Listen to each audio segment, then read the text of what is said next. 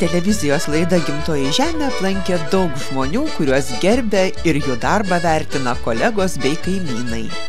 Miestuose, miesteliuose ir kaimuose netrūksta šviesuolių, apie kuriuos kalbama pagarbiai, bet jų geri darbai dar ne visiems gerai žinomi. Gimtosios žemės jorio apdovanojimų konkursas ir yra skirtas pagerbti tokius žmones. Kviečiame jūs visus pasidairyti po savo rajoną, miestą, kaimą, seniūniją ir siūlyti pagerbti jūsų manymu vertus žmones. Šių metų Gimtosios žemės jorio apdovanojimų nominacijos. Už tai, kad visiems būtų geriau. Visur ir visada pirma. Jaunam ir veržliam. Nominantus Gimtosios žemės jorio apdovanojimams prašome siūlyti elektroninio pašto adresu konkursas@gimtojižemė.lt.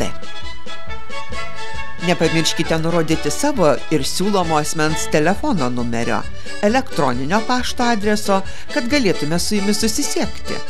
Patartume atsiųsti nuotraukų, filmuotų vaizdų ar kitokios informacijos, kuri padėtų bei paskatintų žiūrovus tvirčiau apsispręsti, kam atiduoti savo balsą. Gimtosios žemės jorio apdovanojimų laimėtojus apdovanosime tradicinėje Gimtosios žemės jorės šventėje. Apie Gimtosios žemės jorio apdovanojimus galite paskaityti ir laidos interneto puslapyje gimtojižemė.lt.